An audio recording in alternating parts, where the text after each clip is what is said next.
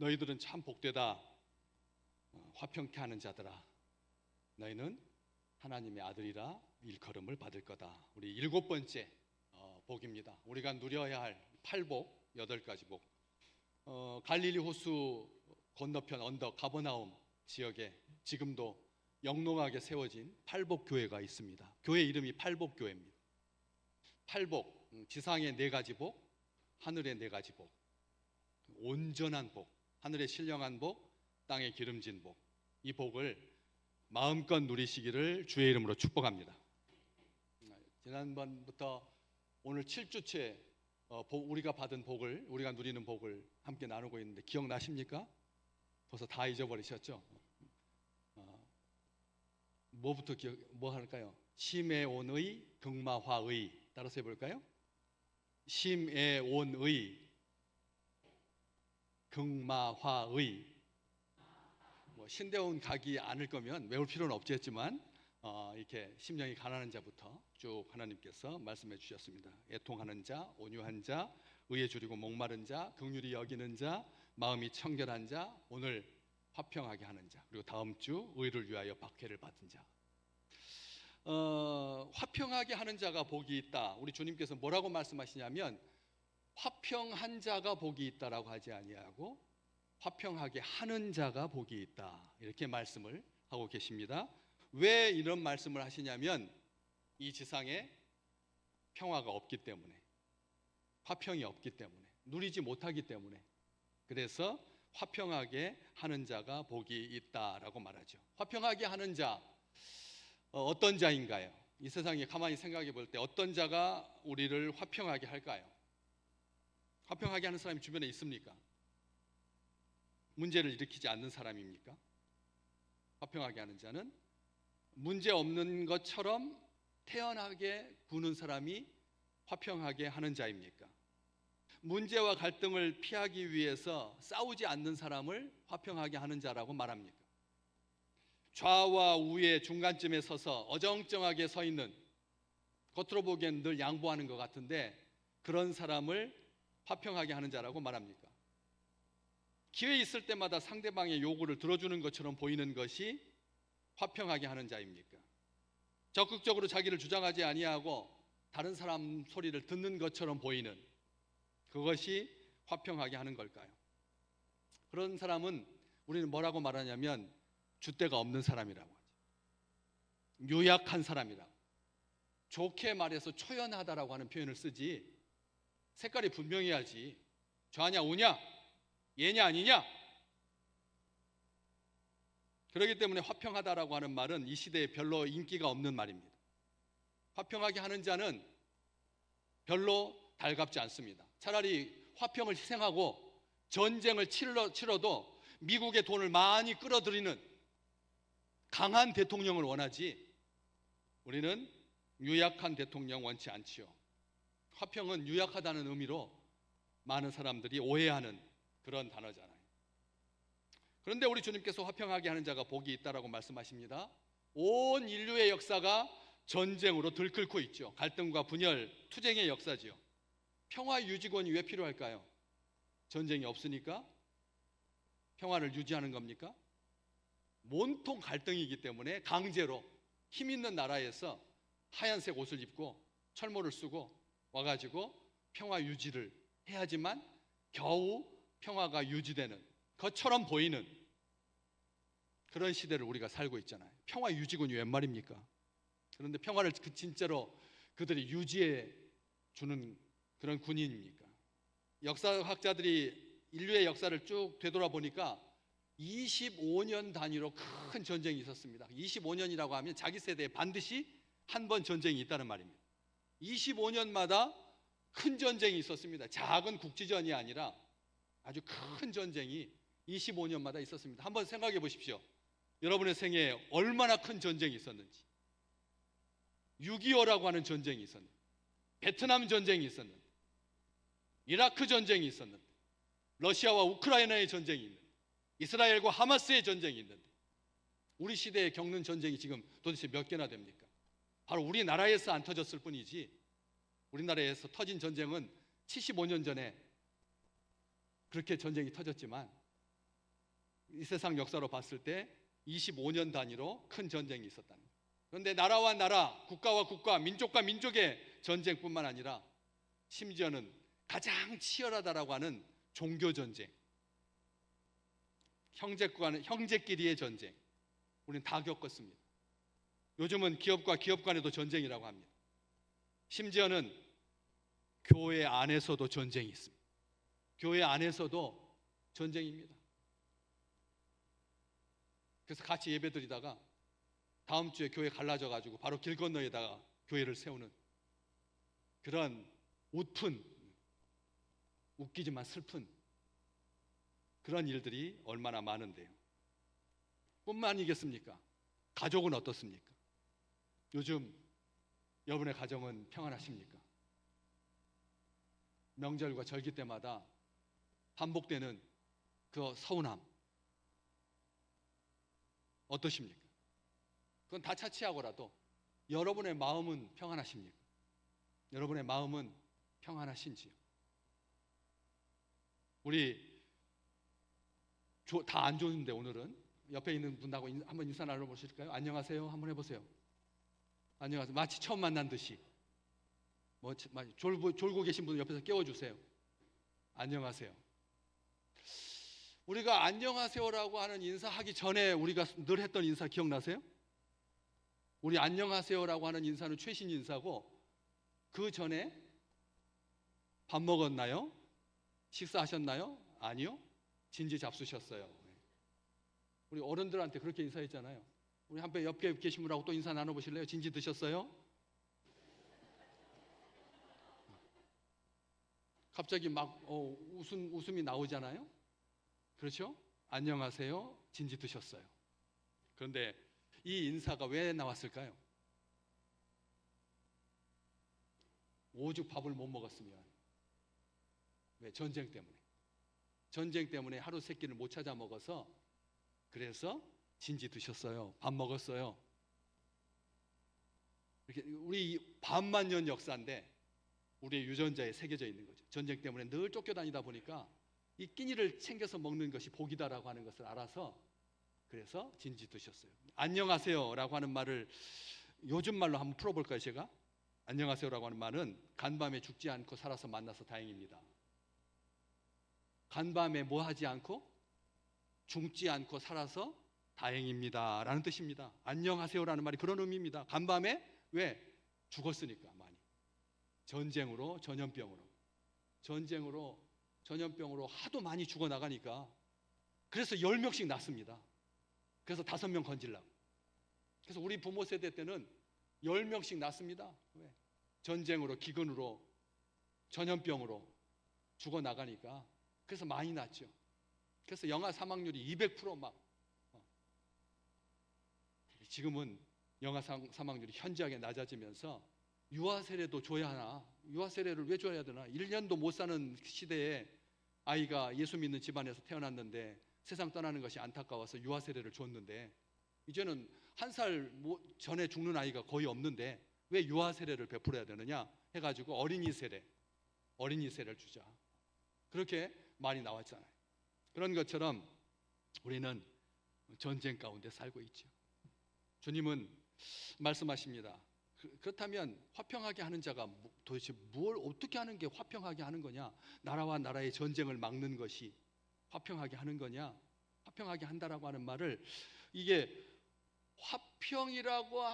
화평한 자가 복이 있다, 화평이 복이 있다라고 말씀하시지 아니하고 화평하게 하는 자가 복이 있다라고 말씀하셨는데 오늘 헬라어 성경에 이 화평하게 하는 자가 우리나라 한국어 성경으로는 2단어잖아요. 화평하게 하는 자, 화평하게 하는 사람이라는 뜻이잖아요. 두 개의 말이잖아요. 화평하게 하는 사람, 명사를 꾸며주는 화평하게 하는 자라고 하는 말은 그런 의미인데 헬라어에서는 이게 한 단어로 되어 있습니다. 화평하게 하는 자가 한 단어입니다. 한 단어입니다. 그런데 화평하게 하는 자는 단수입니까? 복수입니까? 우리 한국말로 화평하게 하는 자들이 복수죠. 화평하게 하는 자들은 복이 있다라고 하셔야 되는데 우리 주님께서 화평하게 하는 자가 복이 있다고 했으니까 단수입니다. 단수. 한 명인 거죠.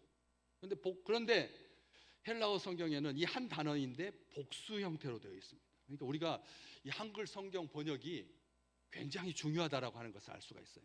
원래대로 번역한다면 화평하게 하는 자들이 복이 있다고, 화평하게 하는 자들은 한 단어고, 복수 형태로 되어 있다라고 하는 말은 무슨 뜻이냐면 혼자서는 화평하게 할 수가 없기 때문에, 그래서 복수를 쓰고 있다라고 하는 것이죠. 그 화평하게 하는 자라고 하는 뜻이 몇 가지 뜻, 지난주에 우리 마음이 청결한 자는 복이 있나니, 마음이 청결하다라고 하는 하나님을 볼 것이다, 마음이 청결하다고 하는 의미가 세 가지 있다고 지난주에 설교 들으셨는데 기억나세요? 첫 번째는 더러운 옷과 비교되는 깨끗한 옷, 두 번째는 아시는 분한테는 상품을 주려고 그랬는데, 우리 김석 집사님, 키즈를 통해서 결을 제거한 알곡을 청결하다고 한다. 정말 목가적이고, 그리고 우리 심리적이죠. 우리의 마음을 키질해가지고 껍질을 다 떨궈버리고 알곡만 딱. 세 번째, 물을 타지 아니한 순수한 우유나 포도주, 이게 청결한 거다. 우리는 그냥 깨끗한 것 이렇게 말하는데 헬라어에서는 그렇게 풍성한 의미를 담고 있죠. 눈에 그려지는 거잖아요. 그런데 오늘 화평하게 하는 자라고 하는 의미가 첫 번째는 뜻이 뭐냐면 갈라진 틈을 보수하는 자. 한번 따라서 해볼까요? 갈라진 틈을 보수하는 자. 틈이 갈라진 것을 보수하지 않으면 어떻게 되죠? 담장이 무너지죠. 틈을 갈라진 부분을 보수하지 않으면, 그래서 요즘 그 갈라진 틈에다가 아주 강력한 접착제를 쏴가지고 틈이 더 이상 벌어지지 아니하도록 그런 접착제가 나와서, 그래서 그 틈이 벌어지지 아니하도록 그렇게 접착제를 쏴두면 오래도록 건물이 유지될 수가 있으니까 재원을 아낄 수가 있는, 갈라진 틈을 보수하는 게 화평하게 하는 자다. 의미는 비슷하죠. 갈라진 틈을, 우리 어디가 갈라져 있나요? 사람들 사이에 마음도 갈라지고 정신도 갈라져 있고, 또 가족들 사이에도 틈이 벌어져 있고, 심지어는 부부간에도 갈라져 있는 그런 것을 보수해주는, 수리하는 그런 의미가 화평하게 하는 자다라고 하는 것의 첫 번째 의미고요. 두 번째는 끊어진 것을 이어주는 자. 따라서 해볼래요? 끊어지는 것을 이어주는 자. 앞에는 갈라진 것을 보수하는 거고, 이것은 갈라진 것은 아직 끊어지지는 않은 겁니다. 그러니까 징조가 보이는 거죠.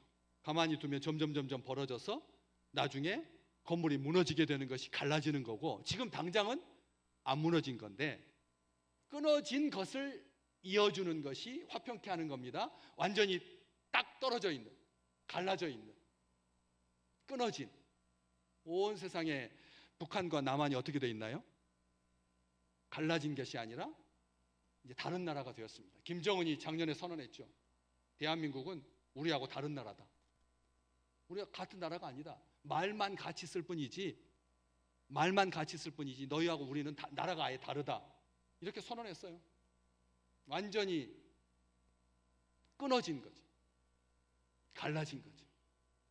그것을 잇는 게 화평하게 하는 것이다. 세 번째, 이것은 좀 우리가 생각하는 화평하게 하는 거하고 좀 다른데 한번 따라서 해볼래요? 분열된 것을 모으는 자. 세 번째 의미가 뭐라고요? 그게 무슨 화평케 하는 걸까요? 분열된 것을 모은다. 여러분, 분열된 것은 어떻게 해야 되죠? 버려야죠. 그렇잖아요. 지네들끼리 하나 되지 못했으니까, 지네들끼리 다투고 지네들끼리 끊어졌으니까 이 세상에 제일 미련한 형제들끼리 다투고, 형제들끼리 갈라지고, 형제들끼리 의가 상해가지고, 그래서 완전히 분열된, 세상 사람들이 봤을 때 한국은 어떤 존재일까요? 한국은 어때요? 여러분이 생각할 때 북한하고 한국하고 이렇게 갈라져 있고 끊어져 있는데, 여러분 세상 사람들이 한국 사람들, 북한 사람들을 짠하게 생각할까요? 지네 가족끼리도 형제끼리도 하나 되지 못하면서 무슨 감나라 대추나라냐, 무슨 10대 경제대국이냐. 겉으로는 그렇게 표현하지 않아도 분열된 것들은 이미 망했으니까, 이미 멸망했으니까, 이미 찢어졌으니까 이미 갈라섰으니까, 의가 상했으니까 긍휼을 베풀 하등의 이유가 없는 거죠. 그런데도 화평하게 하는 사람은 그 분열된 것을 모아주는 것, 모은다라고 하는 거죠. 여러분, 이 땅에 오늘 예배드리러 주의 전에 오르셨는데 무엇가 갈라져 있고 뭐가 끊어져 있고 뭐가 분열되어 있습니까? 가만히 생각해 보십시오. 정신분열증 환자가 얼마나 많은지. 정신이 분열되어 있는, 그냥 관계만 분열되어 있는 것이 아니라 정신이 분열되어 있는 그런 사람들, 그 속에서 그 아픈 상처를 안고 살아가는 그런 사람들을 한 번 더 모으는, 모아주는, 이어주는, 함께 할 수 있는 우리 귀한 식구들 되시기를 주의 이름으로 축복합니다. 분열된 것을 모은다라는 뜻이 있고요. 마지막 네 번째, 이것은 전혀 우리가 화평하게 하는 거하고는 상관이 없는 표현인 것 같은데 한번 따라서 해보실래요? 쓴맛을 달게 하는 자. 이제 만 이야기가 나오네. 음식 이야기가 나오네.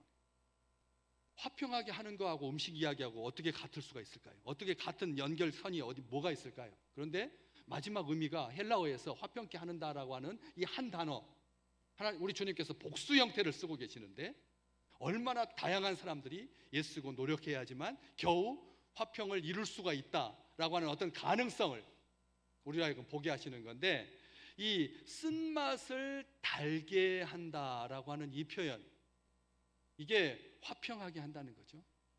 어떨 때 마음이 씁쓸하던가요? 뭐 할 때? 어떤 경우에 마음이 씁쓸하십니까? 우리가 마음이 달지 못하고, 마음이 달지 않고 그 씁쓸한 마음을 품는 거, 이게 얼마나 서운한 마음 푸는 거, 빈정상하는 거, 아무것도 정말 아무것도 문제가 될 게 없는데 그 한마디 때문에 그리고 그 순간 스치고 지나가는 그 약간 교활한, 너무 자극적인 표현인가요? 그 딱 봤을 때 아시잖아요. 저 사람이 진정성이 있는지 없는지. 그 눈빛 하나 가지고, 그리고 손동작 하나 가지고 얼마든지 알 수 있거든요. 미국 영화에서 두 사람이 어떤 이야기를 하는데 그 이야기하고 있는 그 사람의 뒷모습을 이렇게 찍어주는 거 본 적 있나요? 이야기를 얼굴끼리 마주보면서 이야기를 하고 있는데 뒤에다가 손을 이렇게 하는, 이게 무슨 뜻이죠? 이게 무슨 뜻인가요? 영화 때 이거 못 보셨어요? 나는 거짓말하고 있다는, 이렇게 하고, 그러면 나는 용서받을 수 있다. 친구한테 거짓말을 해도 이렇게, 나는 이게 지금 거짓말하고 있는 거니까 나중에 이것 때문에 문책당하지 않는다, 이것 때문에 나한테 손해가 없다 라고 하는 것을 표현하는, 이게 꼬였다는 뜻이거든요. 꼬였다, 진실이 아니다, 거짓말이다 라고 하는. 근데 영화에는 우리는 그렇게 안 하잖아요. 우리는 거짓말하면 금방 들통나죠. 얼굴에 빨갛게 금방 들통나잖아요. 이 얼굴이 빨개지는 것은 복입니다. 거짓말했을 때. 왜? 뻔뻔한 사람은, 얼굴이 철판을 깐 사람은 거짓말하고도 전혀 표시가 안 나거든. 그렇기 때문에 이 쓴맛, 씁쓸한 맛, 특별하게 음식에 쓴 것은 아무런 문제가 안 됩니다. 그렇죠? 오히려 음식에 쓴 것은 몸에 단 음식입니다. 몸에 좋은 음식은 입이 쓰죠. 좋은 양약은 입에 쓰죠. 그렇기 때문에 그 쓴 것을 안 먹으려고 하니까 위에다가 설탕으로 입혀가지고 아이들이 먹는 약은 당의정, 달게 해서 삼키게 해가지고 속에서 소화가 돼가지고 몸을 보호하는 그런 효과가 있어요. 그러니까 음식이 쓴 것은 오히려 우리에게 좋은 겁니다. 그런데 관계가 써지면 그것은 얼마나 우리를 아프게 하는지. 그래서 구약시대 때 쓴 물을 달게 하는, 쓴 물을 단물이 되게 하도록, 그 마라의 쓴 물을 만났을 때 우리 하나님께서 뭐라고 말씀하셨어요? 모세에게 그 쓴 물을 달게 하는 방법 어떻게 하라고요? 나뭇가지를 꺾어가지고 물에 던져서, 그래서 쓴 물이 단물이 되게 했죠. 나뭇가지, 뭡니까? 예수 그리스도의 십자가를 통해서 쓴 물이, 죽음의 물이 단물이 되게 해주셨거든요. 쓴 관계는 예수 그리스도의 십자가로 단 관계가 되시기를 주의 이름으로 축복합니다. 그게 구약 성경에 우리 주님께서 쓴 물을, 죽음의 물을 생명의 물로 바꾸어 주신 그런 귀한 예표인 것, 그림인 것인 겁니다. 그래서 이 화평하게 한다라고 하는 말은 네 가지가 의미가 있다 했습니다. 다시 한번 기억해 볼까요? 첫째는 뭐라 그랬죠? 벌써 다 잊어버리셨죠? 예, 바로 들었는데도. 첫 번째는 갈라진 틈을 보수하는 거다. 두 번째는요, 끊어진 것을 잇는 거다. 세 번째는요, 왜? 뭐라 그랬죠? 분열된 것을 모으는 것이 화평하게 하는 거다. 마지막 네 번째가 제일 중요한데, 쓴맛을 달게 하는 거다. 그런데 이렇게 화평하게 하는 사람이 있어요? 한번 손 들어 보세요. 갈라진 틈을 열심히 잇는 사람, 끊어진 것을 잇는 사람, 분열된 것을 모으는 사람, 쓴맛을 단맛이 되게 하는 사람. 한번 지난주에 자기 삶을 가만히 생각해 보세요. 화평하게 하는 자였어요? 스스로 생각해 보기. 오히려 갈라진 데를 더 갈라지게 하지 않았어요? 분열된 사람들을 우습게 여기지 않았나요? 저렇게 살다가 망해라 하지 않았나요? 쓴 것을 오히려 더 혹시 쓰게 하지는 않았습니까? 한 분 계시죠. 우리 주님이십니다. 우리 주님만이 온전하게 화평하게 하시는 분이죠. 우리는 사실은 화평하게 하지 못합니다. 오히려 이간질하고 오히려 갈라지게 할 수는 있어도 있는 자, 하나 되게 하는 자, 사실 어려운 말이거든요. 그렇기 때문에 다시 평화와 화목을 구축하는, 이 갈라진 틈을 보수하는, 끊어진 것을 잇는, 분열된 것을 모으는, 쓴맛을 달게 하는 우리 하나님, 에베소서 2장 14절에 기록되어 있습니다. 하나님은 어떤 분이시라고요? 하나님은, 우리 주님은 우리의 화평이신다. 뭘로? 어떻게 하셨는데요? 둘로 하나를 만드사 원수된 것, 곧 중간에 막힌 담을 뭘로 하셨어요?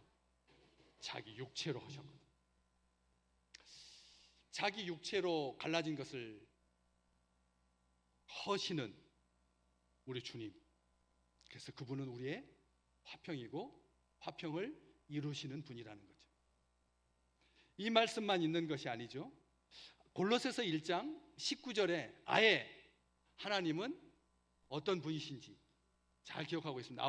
하나님 아버지께서는 모든 충만으로 예수 안에 거하게 하신다. 모든 충만한, 풍성한, 아름다운, 선한, 썩지 않는 것들로 예수 안에 거하게 하신다. 뭐로? 첫 번째가 그의 십자가의 피로 화평을 이루셔서 만물 곧 땅에 있는 것들이나 하늘에 있는 것들이 그로 말미암아 하나님 자기와 화목하게 하기를 기뻐하심이라.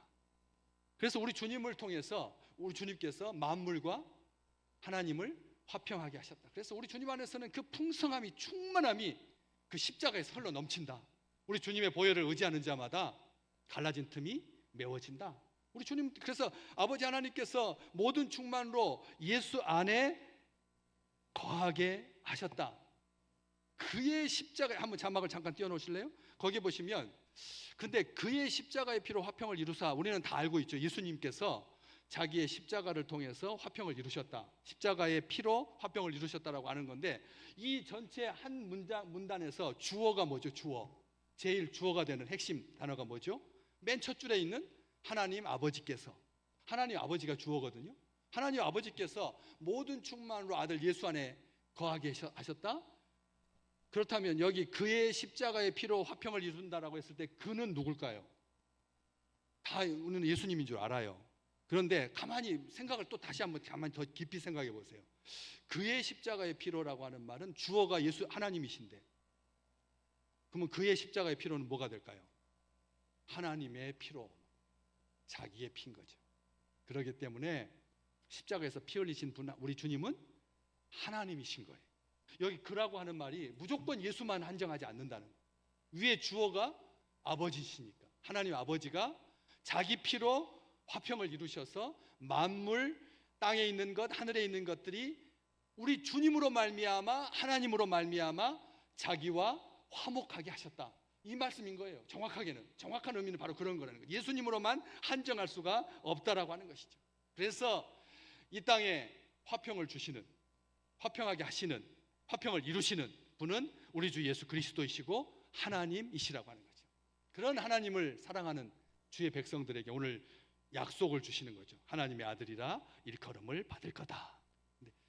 하나님의 아들이라고 일컬음 받는 것, 이것은 정말 놀라운 축복인 거죠. 하나님의 아들이라고 일컬어지는 거. 왜냐하면 여러분, 천사가 있잖아요. 천사가 얼마나 아름다운 존재입니까? 천사는 정말 아름다우죠. 새벽별이라고 되어 있으니까. 이사야서에 보면 계명성, 새벽별. 정말 천사는 흠모할 만큼 아름다운 존재죠. 그런데 한 번도 천사들이 하나님을 열심히 충성하고 섬기지만 하나님을 아버지라고 부를 수 있는 그런 영광을 주신 적이 없거든요. 천사들에게는 하나님을 아버지라고 못 불러. 천사들은 하나님을 아버지라고 못 부릅니다. 뭐라고 부릅니까? 하나님, 존귀하신 하나님, 거룩하신 하나님이라고만 부르지 아버지라고는 못 부르거든요. 그런데 우리는 천사보다도 훨씬 겉으로 봤을 때 굉장히 누추하고 험하고 잘 더럽혀지고 그리고 연약하고 그런 육적인 존재인데 우리는 하나님을 어떻게 부르죠? 아바 아버지, 아빠 아버지라고 부른다. 아빠 아버지라고 부른다. 이게 하나님의 아들이라고 일컬음을 받는다라고 하는 그런 의미인 거죠. 하나님을 아버지라고 부를 수 있게 됐다. 또 바꿔 말하면 하나님의 아들로 불려진다라고 하는 것은 단지 이름과 호칭이 바뀌었다는 그런 뜻이 아니라 실제로 하나님과 영원히 화평의 관계를 누리게 되었다는 뜻입니다. 왜? 여러분, 육신의 아버지와 여러분의 관계는 어떠셨어요? 한번 생각해 보세요. 육신의 아버지가 하나님과 우리와의 관계처럼 아름다우셨던 분 한번 손들어 보세요. 내 아버지는 하나님과 나 사이처럼 모든 일에 하나였고 모든 일에 흔쾌했고 모든 일에 자랑이었고 모든 일에 기쁨이었다. 그러신 분 계세요? 아니잖아요. 오죽했으면 호적에서 파내버려요. 너 같은 아들을 내가 둔 적이 없다. 너 나를 아버지라고 부르지 마라. 홍길동전에 뭔데요? 아들하고 아버지하고 아들이 아버지를 마음 놓고 아버지라고 못 부르는. 그래서 호적을 판다는 이야기까지 우리가 알고 있잖아요.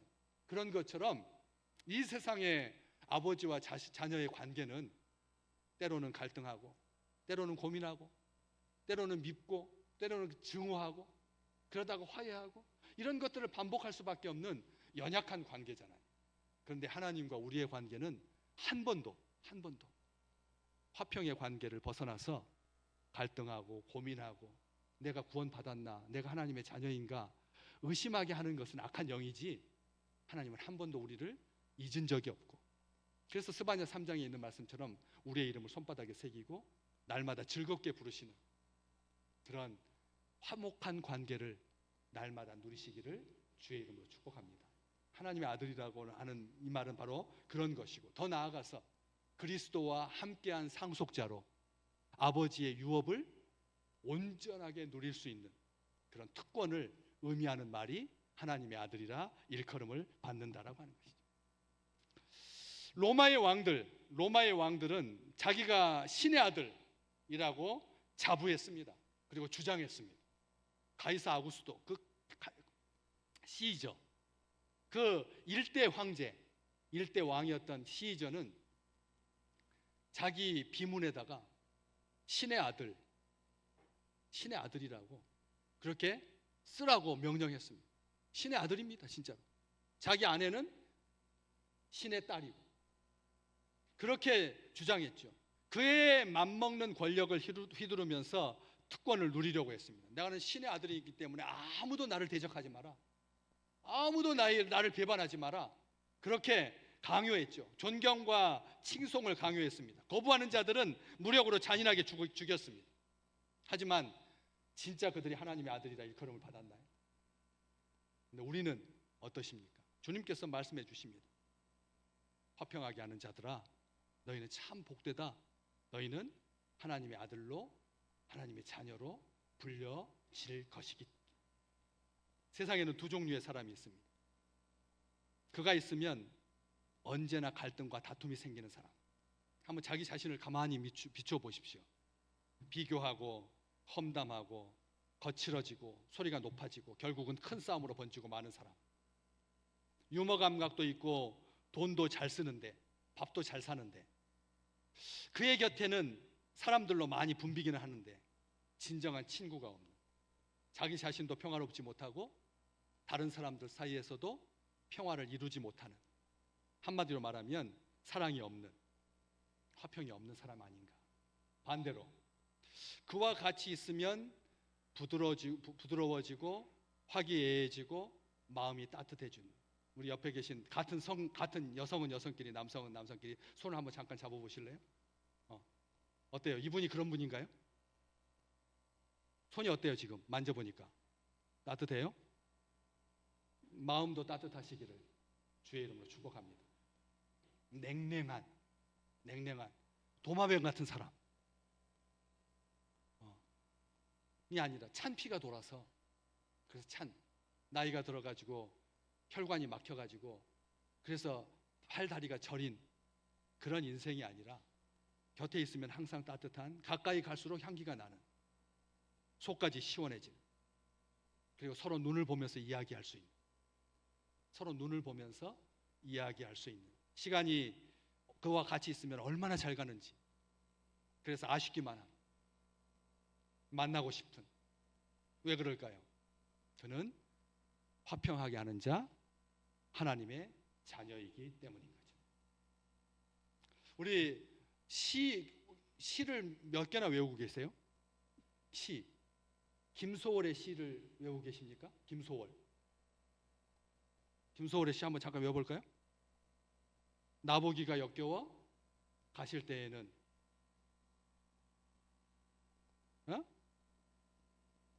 말없이 고이 보내드리오이다. 또요. 영변의 약산 진달래꽃 아름드리 꺾어 가는 길에 뿌려드리겠다. 정말 우리 그렇게 외웠잖아요. 근데 요즘 시를 새롭게 외우시는 시 있어요? 새롭게 외우는 시. 내가 그의 이름을 불러주기 전에는 그냥 그대로였지만 내가 그의 이름을 불러줬을 때 그는 내게로 와서 꽃이 되었다. 김춘수의 꽃. 소쩍새. 그렇게 울었나 보다. 그런데 기도문을 외우신 적이 있습니다. 기도문이 생각나는 사람. 누구의 메가더의 자녀를 위한 기도. 제목만 기억나죠? 그런데 기도문이 거의 기억나는 한 사람이 있습니다. 성 프란시스의 평화의 기도. 한번 자막을 잠깐 보면서 같이 한번 생각하면서 읽어보겠습니다. 같이 읽을까요? 주여. 아멘. 미움이 있는 곳에 사랑을, 다툼이 있는 곳에 용서를, 분열이 있는 곳에 일치를, 의혹이 있는 곳에 믿음을, 절망이 있는 곳에 희망을, 다음 절, 어둠이 있는 곳에 빛을, 슬픔이 있는 곳에 기쁨을 가져오게 하소서. 위로받기보다는 위로하고, 이해받기보다는 이해하고, 사랑받기보다는 사랑하게 하소서. 아멘.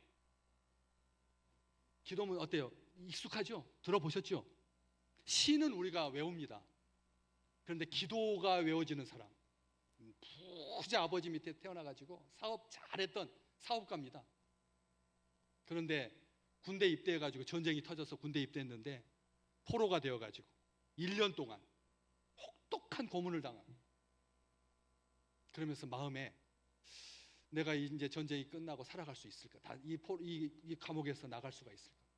살아서 고향에 돌아오고 갈 수가 있을까? 사랑하는 사람을 만나고 결혼하고 가정을 꾸리고 사업을 할 수가 있을까? 고민했습니다. 그 순간 하나님께서, 평화의 주께서 그를 만나 주셨죠. 감옥 속에서, 고통 속에서. 그래서 변화되었습니다. 그래서 사업가에서 하나님의 사랑을 전하는 자로, 분열이 있는 곳에 일치를, 미움이 있는 곳에 사랑을, 갈등이 있는 곳에 하나됨을, 용서를 기도했던 것이죠. 지금이 미움과 다툼을 내려놓을 때입니다. 결단해야 된다는 거예요. 미움과 다툼을 내려놓을 때입니다. 지금이 오랫동안 스스로를 가두고 있던 편견과 의심의 감옥에서 뚜벅뚜벅 걸어 나와야 할 때이죠. 지금이 바로 갈등과 분열의 영, 거짓의 아비를 몰아내야 할 때입니다. 우리 주님은 화평하게 하시는 분입니다. 우리는 이렇게 기도해야 되죠. 우리는 하나님께 화평케 하시는 그런 주님께 하나님께서 주시는 화평을 누려야죠. 로마서 5장 1절 말씀. 그러므로 우리가 믿음으로 의롭다 하심을 받았으니 우리 주 예수 그리스도로 말미암아 먼저 하나님과 화평을 누리자. 먼저 하나님과 화평을 누리고, 그리고 사람과 화평을 누리고, 하나님과 더불어 화평을 누리고, 그리고 하나님과 화평을 누리고, 사람과 화평을 누리고. 야고보서 3장 17절과 18절에 보면 화평하게 하시는 주님께서 오해를 정중하고 평화롭게 해결할 방법을 주실 거다. 우리 주님께서, 화평하게 하시는 우리 주님께서, 십자가의 피로 하나님과 우리를 화평하게 하신 우리 주님께서, 사람과 사이의 사이를 화평하게 하신 우리 주님께서, 나와 나 사이를 분열되지 않게 이어주신 우리 주님께서 의견 충돌을 현명하게 해소할 지혜를 주실 것이다. 야고보서 3장 17절에서부터 18절. 그런 위로부터 난 지혜는 첫 번째가 어떻고요? 성결하고, 다음에는 화평하고, 관용하고, 양순하고, 긍휼과 선한 열매가 가득하고, 편견과 거짓이 없다. 그리고 약속입니다. 오늘 이번 한 주간 동안 화평케 하는 자에게 어떤 복을 주신지 같이 읽을까요? 화평하게 하는 자들은 화평으로 심어 의의 열매를 거두느니라. 아멘. 어떠한 경우에도 이간질하지 마십시오. 누군가 그에 대해서 묻거든 그 사람 뭐라고 하십니까? 따라서 해볼까요? 최고입니다. 따라서 해볼래요? 그 사람 최고입니다. 손을 저까지 해야죠. 시작. 그 사람 최고. 옆에 있는 사람 같이 축복하겠습니다. 당신은 최고입니다. 멋쓰게요? 옆 사람이 하나도 안 최고인 것 같아요? 하나님의 형상을 닮은 자로 나와 같이 신앙생활하라고 하나님께서 50년 전부터, 40년 전부터, 30년 전부터, 10년 전부터, 1년 전부터 우리에게 주신 하나님 나라를 유업으로 받은 믿음의 한 형제인 줄로 믿습니다. 누가 그에게 대해서 묻거든 뭐라고 말하라고요? 그는 최고입니다. 그는 정직합니다. 그는 신실합니다. 그는 사랑의 사람입니다. 그래서 화평을 심어서 의의 열매를 거두는 우리 귀한 식구들 되시기를 주의 이름으로 축복합니다.